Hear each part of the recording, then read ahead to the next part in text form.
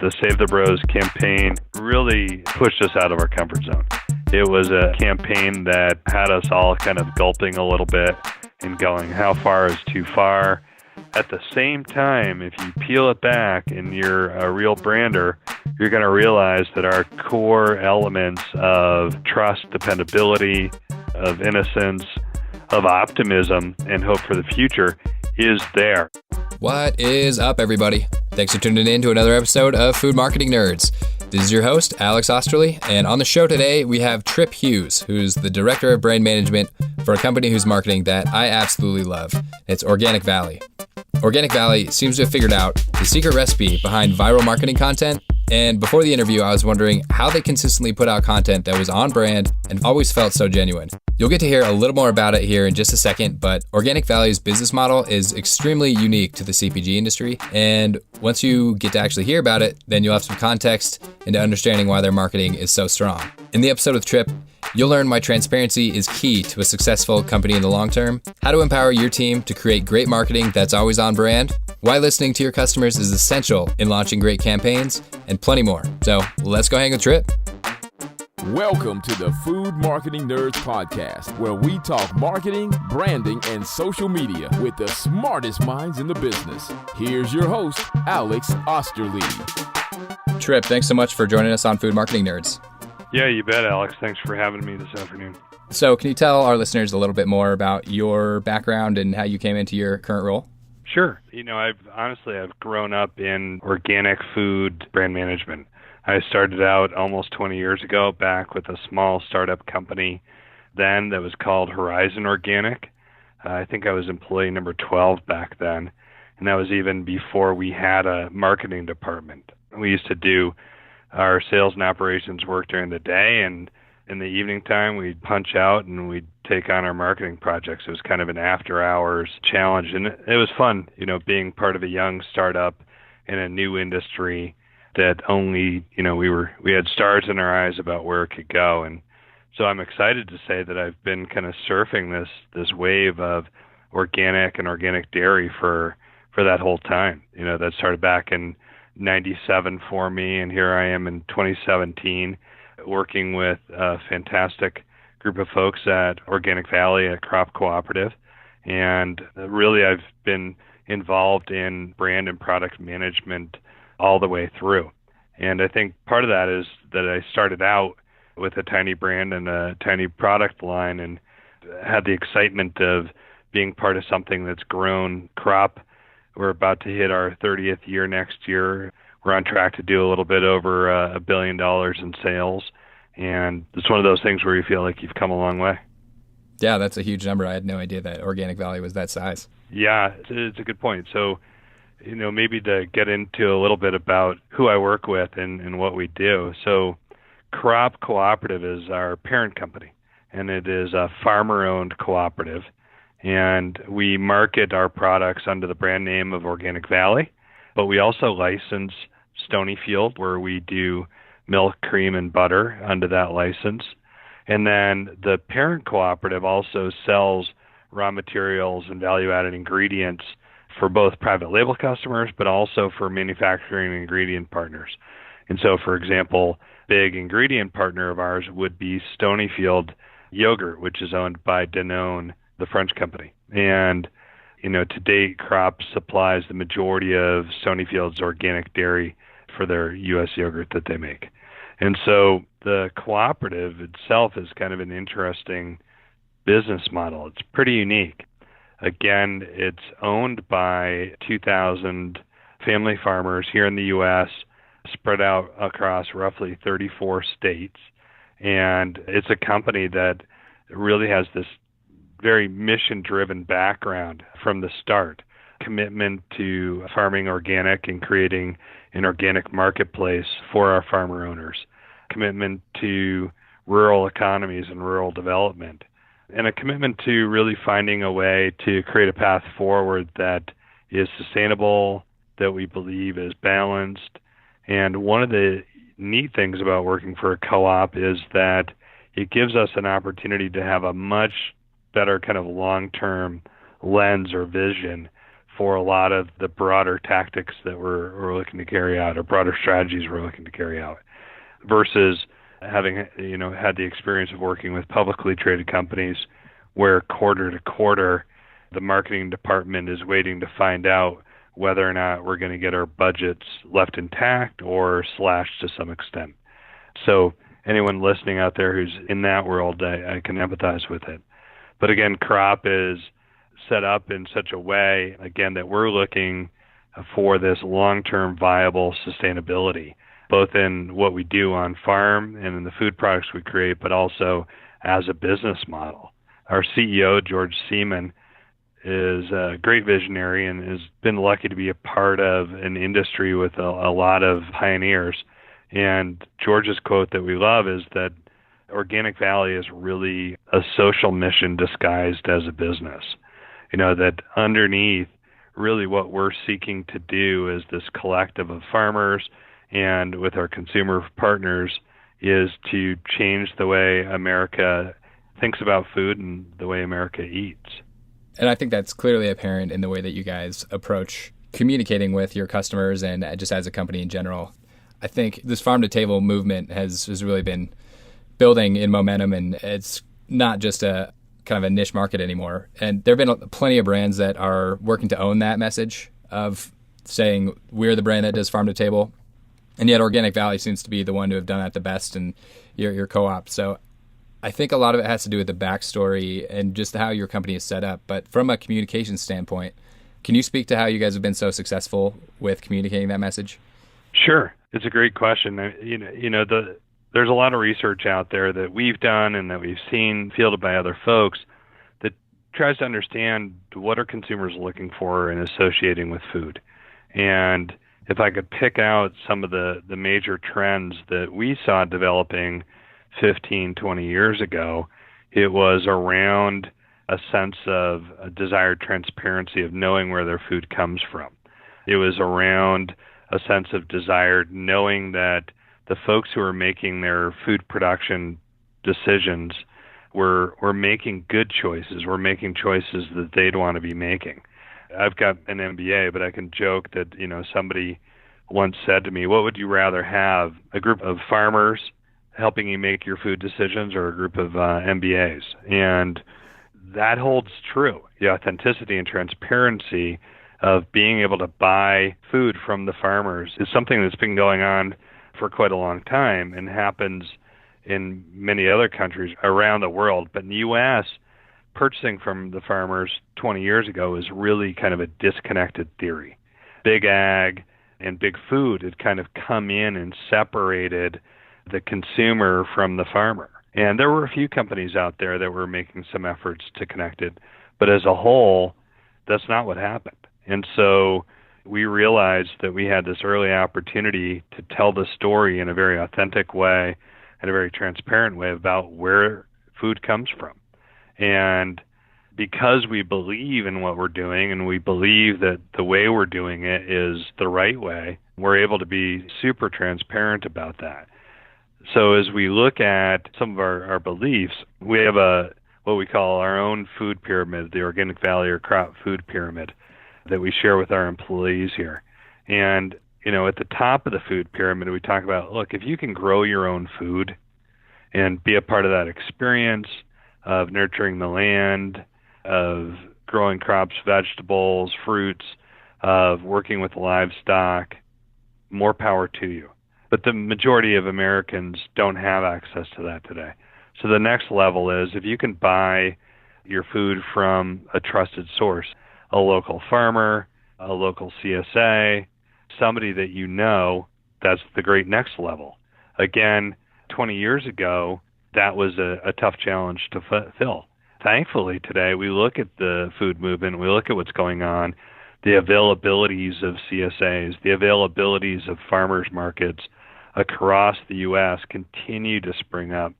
The farmer entrepreneurs out there who are really realizing that consumers are seeking this out are doing a great job at bringing local foods to markets.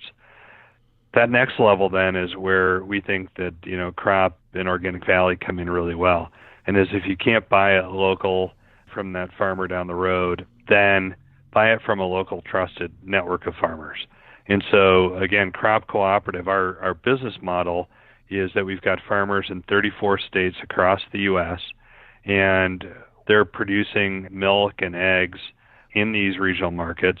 We also do some soy and we do some produce. And then we're looking to process as close to market as possible. And then, where possible, return it right back to the marketplace. So the primary example is with our fluid milk. In our core markets, we do have kind of regional, local fluid milk that we do. So if you're in New York City, for example, you can get our New York Fresh Local. If you're in California, you can get our California Pastures. And so, again, it's this intent of keeping food, one, transparent, two, knowing where it's coming from and documenting it the whole way through, and three, keeping it as regional as possible.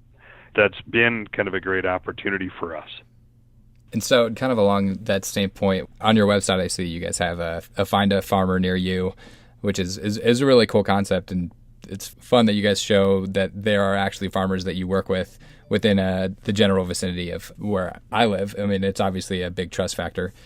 So how many of the processing centers do you have across the country with just having all these farmers that are spread out?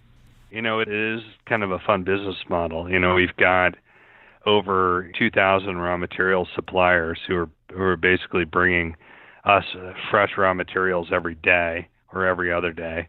And we've got this set up then where we've got essentially, 24 to 48 hours to figure out what's the consumer tie-in and what's the consumer need to those raw materials, and figure out what type of products we're going to move it into.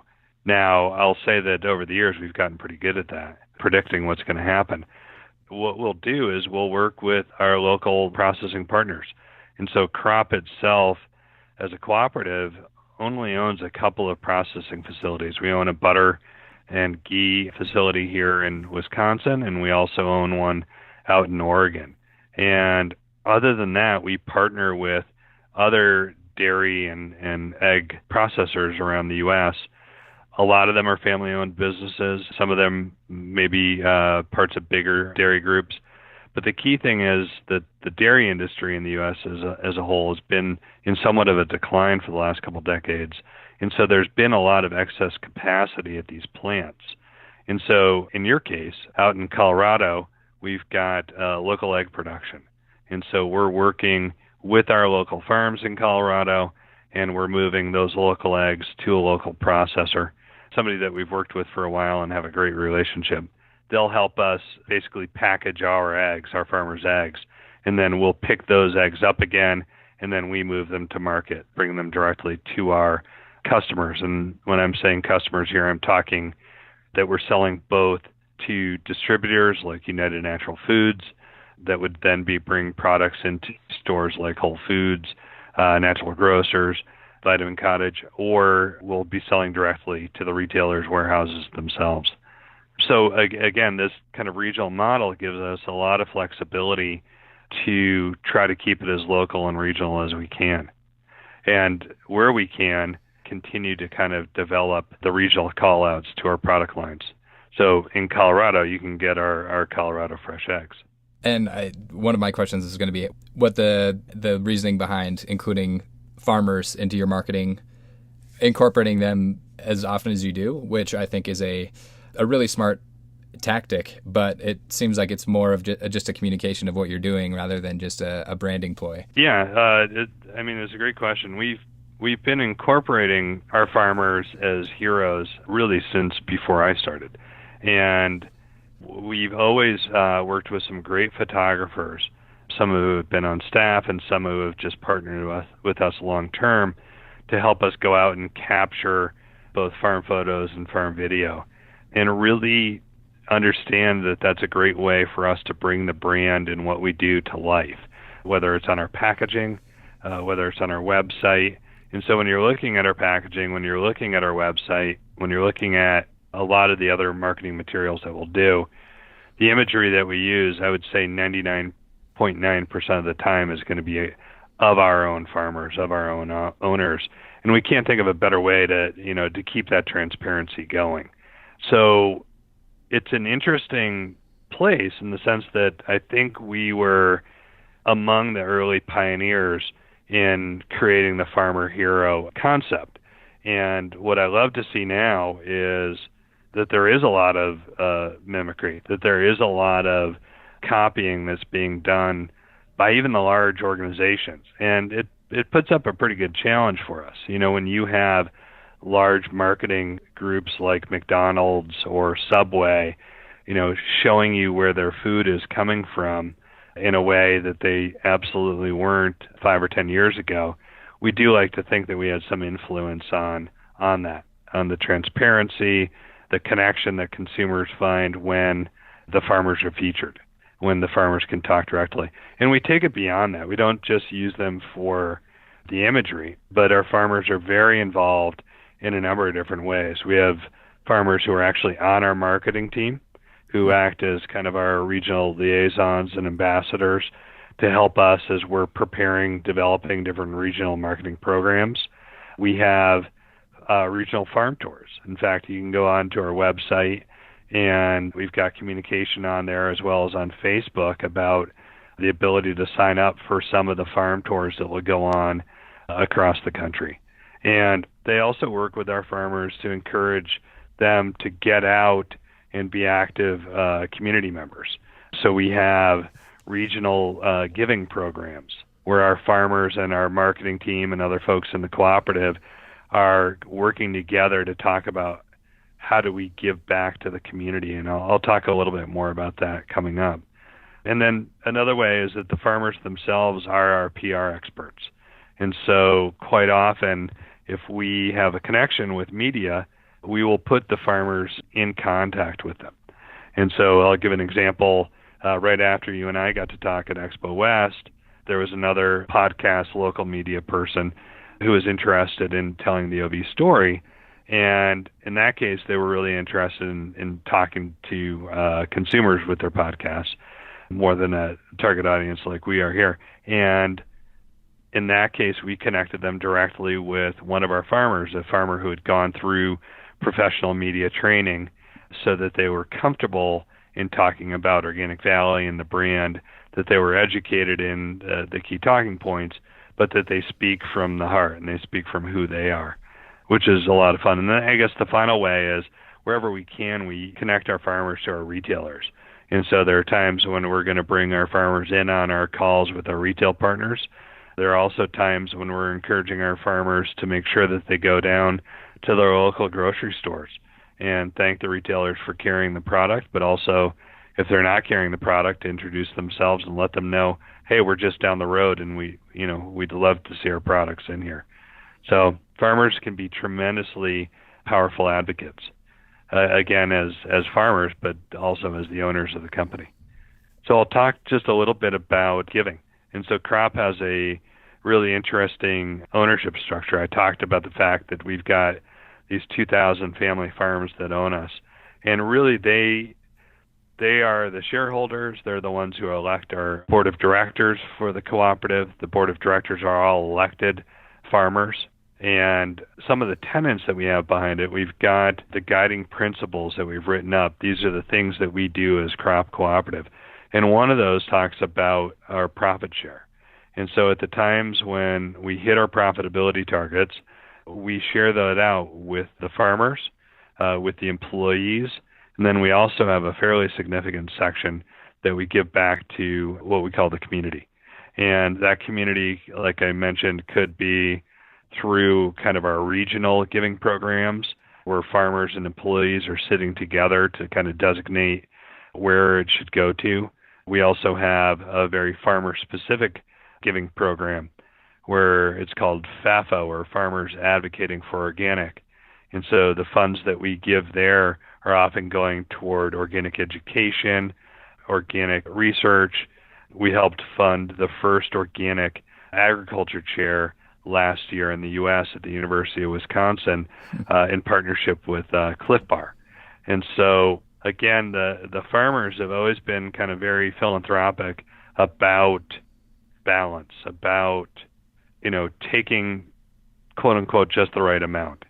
And so folks often ask us about, well, organic, it's a lot more expensive. Why is that so?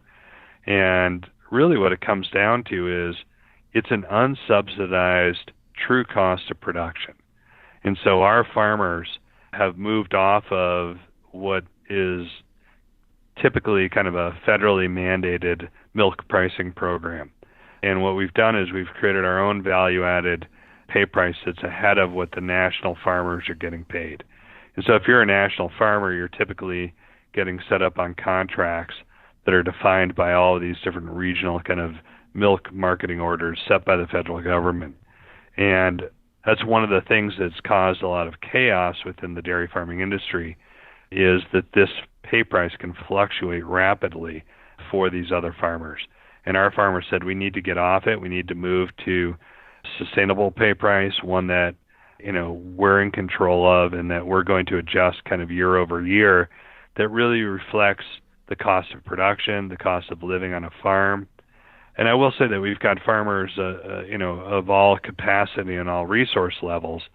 But what I can say is it's the hardest working group of shareholders you're ever going to meet. And to have them thinking about what is a justifiable pay price without being too aggressive or too greedy, I think is wonderful, and it's a great organization as a result to be a part of. Right, all the shareholders who truly know the value of a dollar and have put in a hard day's work, probably every day. Yeah, so I'll give you a quick funny one on that is we have had conversations, more so in the early days when I was here, around employee time off and what's proper paid time off. And I will say that early on we were definitely very very tight compared to what other consumer packaged goods companies might be doing. And I can remember being in this one wonderful discussion with some of the farmers, and the farmer legitimately said, "But you guys get weekends off." And it really makes you stop and think for a minute. Yeah, no kidding. Completely. But I can say that today we've got very fair policies. It's all relative. Yeah. So it sounds like all of these marketing messages that you guys have are really at Organic Valley's core. That's bringing in the farmers, because that's really who Organic Valley is all this group of farmers, and the philanthropy side as well. It all is very genuine, and that comes across pretty clearly. As far as how you guys communicate that with the type of voice that you use and the types of content that you put out, I mean, Organic Valley now is extremely relatable and just seems really laid back. If the brand was a person, I would want to be friends with it. So before the interview, you mentioned that the company hadn't always communicated in that certain way. So what was the catalyst to the shift in how you guys portrayed the company, and what was that process like? Yeah, so starting out, again, we were a young industry. Organic itself was just getting defined. Consumers and the mainstream didn't know what organic was really at all. It's only been in the last 10 years where organic has really become much more mainstream. You see a great proliferation of products across all different lines. In fact, what I find exciting now is to find products that aren't hitting you over the head with their organicness, but they're organic. It's these companies that are choosing, I want to use quality ingredients, and if I'm going to use quality ingredients, they've got to be organic.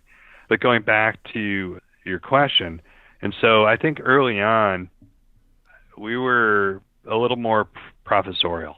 We were a little bit more, I'm not going to say preachy, because I don't think we ever got to the point of being preachy, but we were definitely trying to educate. We were definitely spending a lot of time and energy to even explain what organic was. It's something that we have to keep doing. At any given point, I think the most recent statistic I saw was that up to 30% of organic dairy users were new to the category within the last 2 to 3 years. And so there's going to always be a need for continuing education about organic. And a lot of that's being driven by young families having kids, really starting to be conscious about their food choices. I've heard the joke over the years, and I still hear it. is it may be too late to save me or my partner, but dang, I want to do the best I can for my kids. And so organic education is going to remain important. That said, we really did some evolution work probably about 5-6 years ago where we said, look, we've got to pull back a little bit. We need to be less complicated. We need to be less multi-personalitied. And so we spent a lot of time and energy kind of harmonizing our brand voice, our brand look and feel, our communication style. And really where it comes out of is our brand personality is a lot like a family farmer. It's got especially a family organic farmer, it's got a great sense of optimism, of hope and wonder in the world, of believing that we can make a positive impact and a positive change, and believing that we can leave our part of the world or parts of the world that we're involved with in a better place than when they started. And that is the personality we try to bring across. Definitely not taking ourselves too seriously. The organic industry as a whole can take itself pretty darn seriously.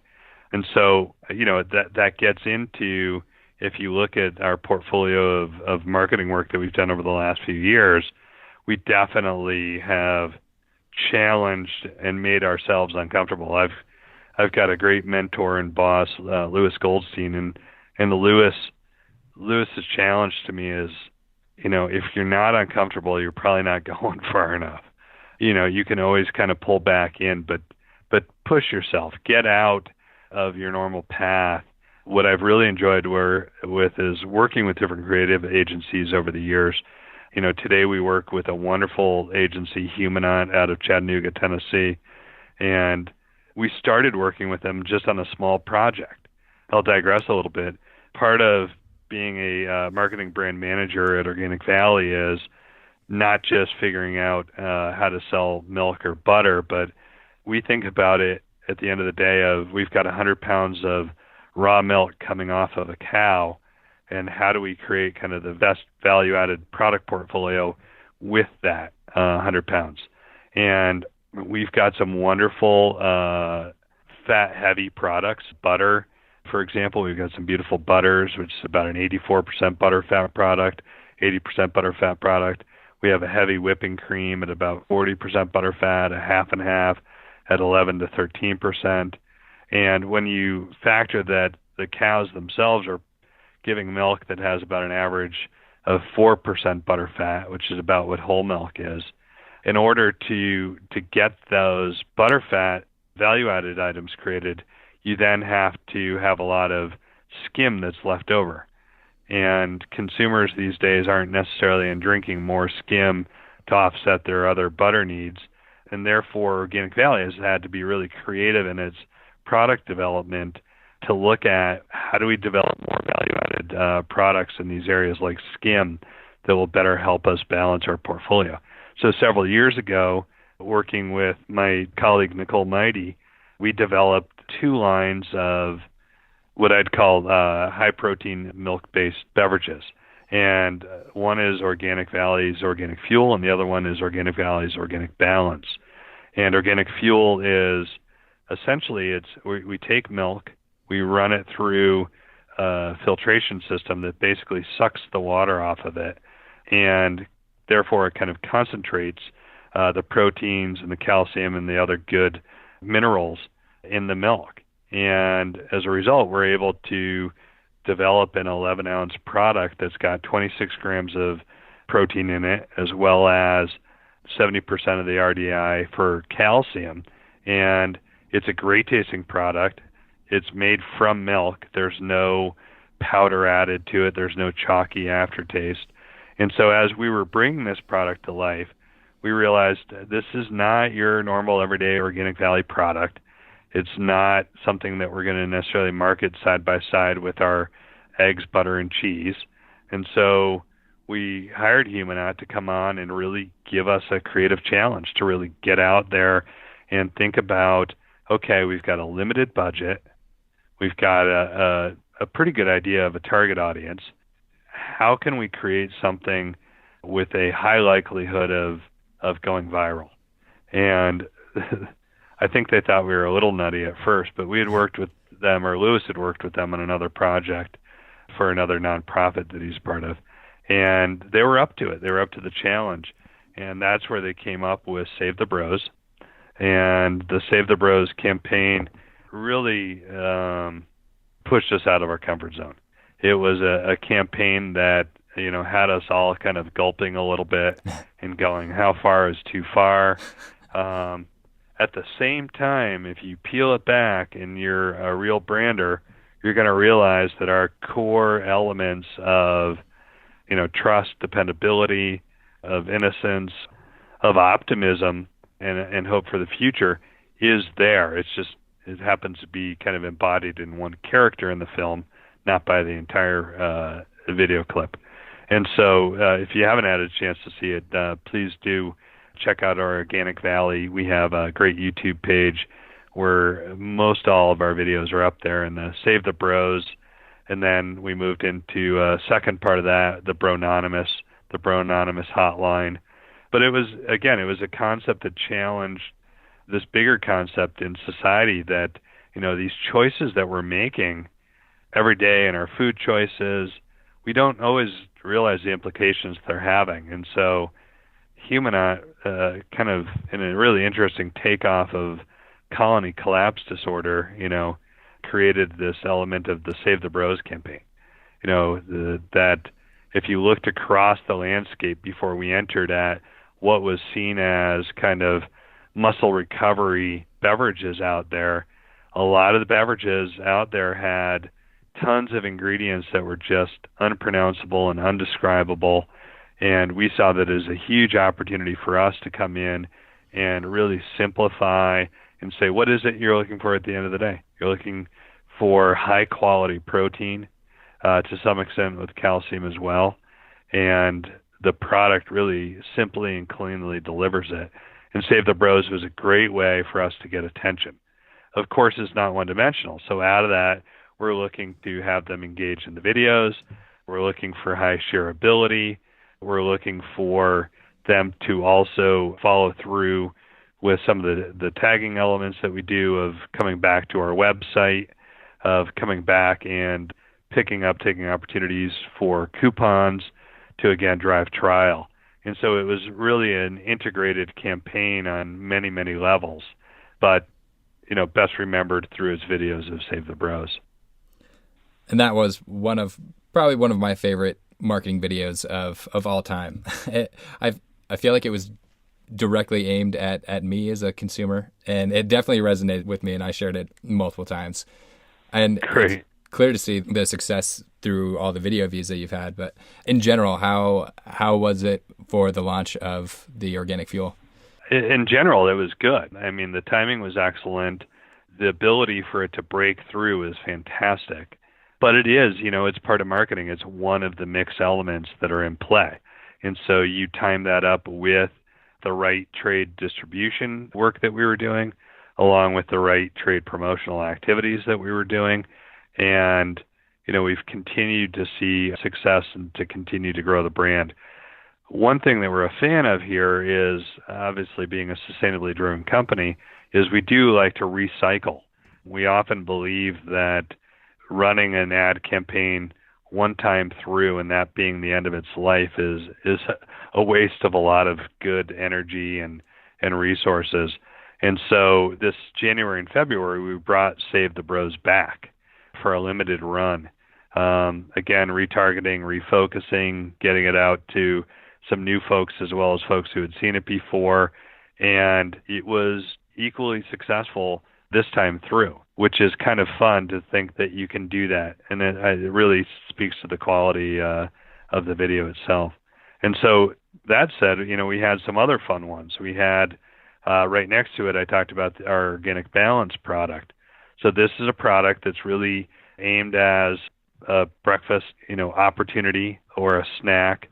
So it's a product with 16 grams of protein with 50% of the RDI. It's made essentially the same way as the fuel is. It's just not as concentrated, targeted to busy women, active women on the go.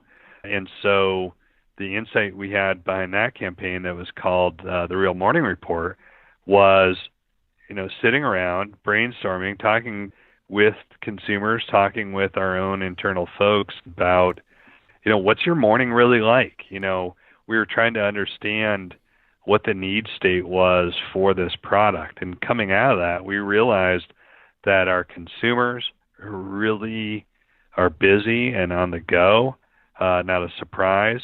Sure, there are some folks who have some good pace in their mornings, but that wasn't the norm. And so we said, what if we created a survey, and we'll do a survey up front. We'll talk to a large group of women and get their feedback about what mornings are like, what's really going on. And from that, then what we'll do is we'll develop our creative from their feedback of these surveys. And then let's share that survey with them. Let's share the results kind of ongoing so they can continue to build. And let's encourage more women to come in and take the survey. And so we had a lot of fun with the Real Morning Report, where, again, it was being really driven out of a factual place and then bring it to life for the consumers. And Save the Bros and the Real Morning Report, those were two of the first campaigns where we kind of pushed off from the mantra had been always, how are we going to include farms? How are we going to include farmers on it? And we said, in this case, let's suspend that model theory for a little bit. Coming out of that one, what we did do then is move into our next campaign that we ran last year, which was focused on the world's best coffee. And so again, looking for a campaign that was going to be shareable, that was going to have some fun brand personality to it.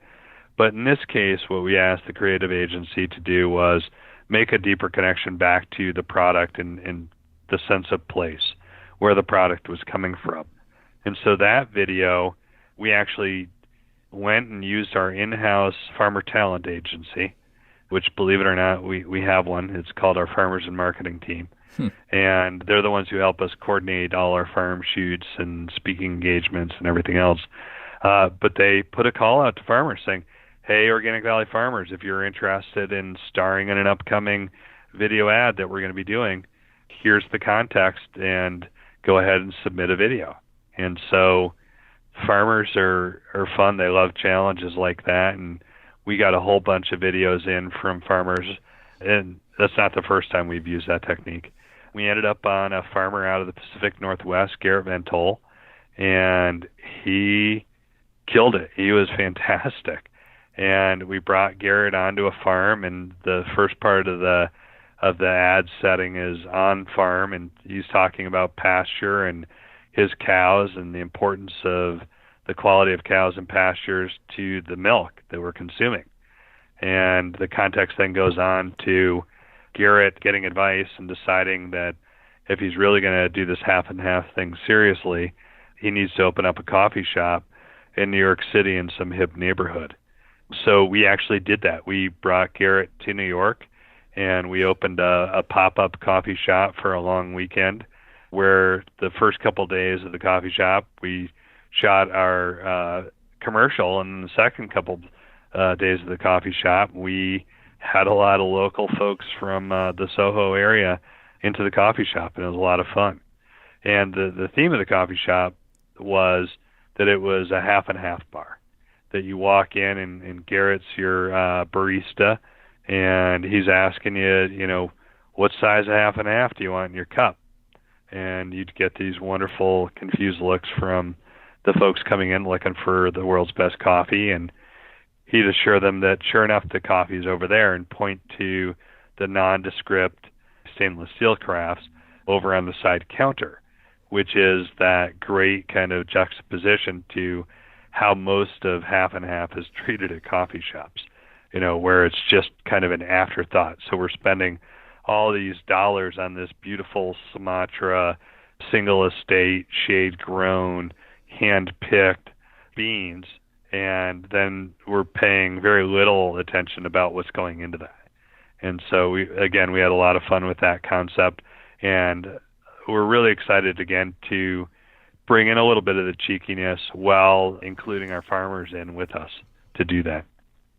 I love that video with the ending gets me every time, where the farmer's name again was Garrett Van Tol. Garrett. If you haven't seen this video and you're listening to this, you absolutely need to go listen to it after you finish listening to the podcast episode, or watch it. But the ending where it's like, oh, the hipsters in New York love you girls, and then the cow moos. He's like, I know. It's so perfect. It is, and again, this is one of the things we do that most people don't believe we do, which is that's one of the owners of the cooperative, of the Organic Valley brand, and he was just as passionate about doing that as he was, farming and being a part of his community out in, I believe they're Southern Washington. And what was really fun is it was the first time the Ventols had been to New York City, and so to have that real kind of wide-eyed experience and be part of that with the folks I work with and for was a lot of fun. I was always wondering if that was actually a real farmer, and he did a really great job. Yeah, he definitely did. And we've had other videos where we've done that. And so, I guess that's the beauty of having 2,000 farmer owners, is we do have a pretty good talent pool to pull from. But that said, when you look at our packaging, when you're looking at all the milk containers out there, that's our real farmer on the container. That's their signature on the front to let you know that they stand behind what we're doing. And all of the content that you put out, whether it's the more educational towards the benefits of organic, or a little more tongue-in-cheek like Save the Bros, or the dairy farmer taking on NYC, it's so on brand and consistent in either one of those realms. So how do you guys make sure that you're consistently hitting the nail on the head with that kind of marketing content and keeping it on brand? I think we're really finicky. So I should back up a little bit. So I mentioned I grew up in this business. What I'm really lucky about is that I have partners, I have mentors who have come in having worked for bigger CPG companies, who have had training and experience outside of the cooperative. And so I think when we sit down at a table and we go through our meetings, I bring one perspective of 20 years in the organic dairy business, and they bring their other perspectives. And, I've got a great partner, our creative director, Josh Peters, and Josh comes out of the agency world and, is very kind of dogmatic about brand guidelines and, having a playbook that we work from. So having those established up front, having those agreed to up front is a big help. That said, as we get into the actual process, we work with some wonderful agency folks, and they pay a lot of attention to hearing us out, and they have a lot of patience for us. And that is part of the reason we selected them, is they're a small, hands-on agency that really gets who we are. And I think that's so important. As marketers are out there, one of the biggest challenges that we always have is finding the right partners. And so this element of working with folks who really understand you and who have patience for you is great. And that said, we do, from the ground up, our CEO, George Seaman, our management team here, most of whom have worked together for a long time, we created a playbook, that's the guiding principles for the cooperative. And from that playbook, that then does a pretty good job of setting up where the marketing team is going to work from. What do we have, at hand, and what are our true beliefs? And so I think having that true north, that North Star that guides you, of taking the time and effort to get that documented, so that as you grow and as you become a bigger company, as you move from having 3 or 4 employees in the marketing department when I started out to certainly a much bigger team than that today, it's really important to have those guidelines. And then we spend a lot of time on culture. We spend a lot of time educating our new employees about who we are and what we do, the same way that we do, again, with our agency partners. So I appreciate that you found us consistent, because we definitely do a lot of work to make that happen. And it definitely shows. I'm a huge fan of your, basically everything you guys put out. You guys do such a good job of keeping it consistent and on brand. You can definitely tell that there's a North Star guiding what you guys are doing. And I think it runs deep through the company. We have a few closing questions that we ask each of our guests, whether it's marketing or just life advice. Is there a best piece of advice that you could think of that you've ever received? Yeah, I think so. And it really goes back to, and I received it in multiple ways.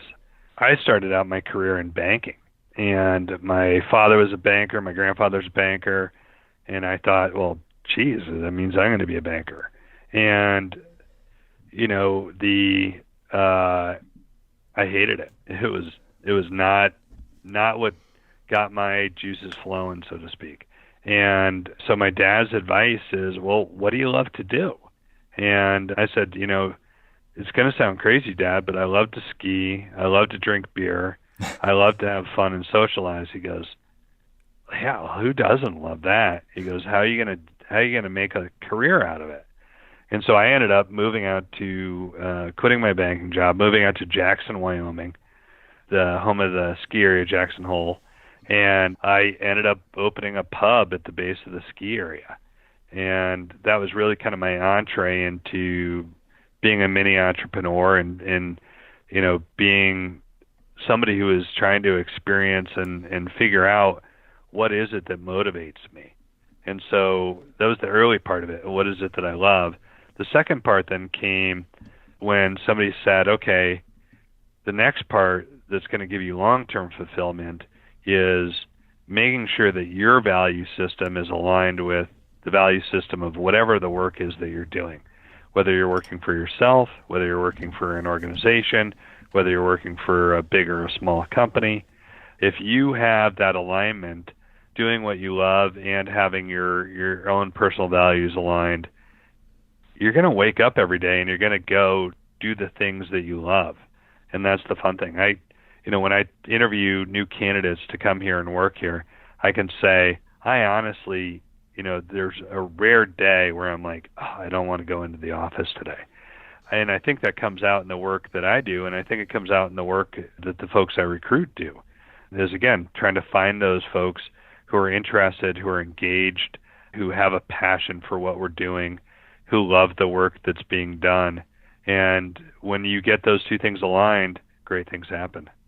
Now, is there anything over the course of your current role that you've picked up, whether through hard learning or just in the course of the job, that you wish you could go back and tell yourself on the first day? Yeah, that, trust your instinct. As I started out in a small company, entrepreneurial roles, continuing to trust my instinct and, not second-guessing myself all the time was really kind of key. And I guess in retrospect, telling myself, let go of those second guesses. Don't spend a lot of time or energy there. At the end, when you look back over a cumulative career of 20 years, they amount to a lot of wasted time and energy for very little extra, forward progress. It's kind of that 80% rule. Yeah, and I think the key joke is you got to make sure that you got the right 80%. That's a good point. Now, is there a book that you like to recommend to people?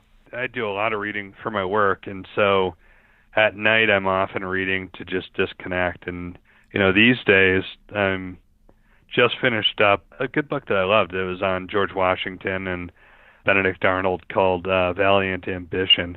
I like recreated kind of nonfiction works. That said, the book I'm diving into right now, which is really strangely written, but you can understand why, is Keith Richards' life. So just getting a glimpse of what his world was like and what was going on is super fascinating. So those are two, fun, quick read books. In terms of business books, I've read a lot of the business books. I think one of the ones I've appreciated the most came out a bunch of years back, which was Avant Chenard's Let My People Go Surfing. And, he's such a visionary, and I have so much respect for what he does and what his team at Patagonia does. Talk about a mission-driven organization from top to bottom. maybe they've got some glitches in politics, but I think overall what they're doing is some pretty amazing stuff. And, I think Yvonne himself is one of those folks who's constantly wants to be challenged and learn, and you get the sense that he brings forth in that book all of his wisdoms and management styles and investigating that he's done into a form that really seems to make sense. And this element around not being afraid to break some of the rules just because they're the business rules. And it's one of the things that, I think reflects really well actually back to Organic Valley, is that we're not here just to run a business. Yes, that's important at the end of the day. We don't have our farmers supported, we don't have our mission supported if we don't run that business and do it well. But it's really important to run the business right, to do and make decisions that are going to have greater good impacts. And I think, Chenard really helped me remember what I'm doing and keep my eyes open to that. So that was a great book. Well, Tripp, thank you so much for taking the time to do an interview. What's the best place for our listeners to check out what you guys are doing and what you have next? Yeah, so again, check out organicvalley.coop. By all means, plug in your address to find out if we've got a farmer near you. As we're in 34 states, there's a good chance that we are. Check out our Facebook page. That's where we keep current with social. And YouTube. We're constantly creating little snippets and vignettes of what's going on here and how to have fun with our consumers. And those are some great places to stay connected with us. And thanks a lot for your time. I really appreciate what you guys are doing. It's a lot of fun. Absolutely. Well, thanks, Tripp. Thanks for listening to the Food Marketing Nerds Podcast. For interview transcripts or to download your free social media ebook, check out foodmarketingnerds.com.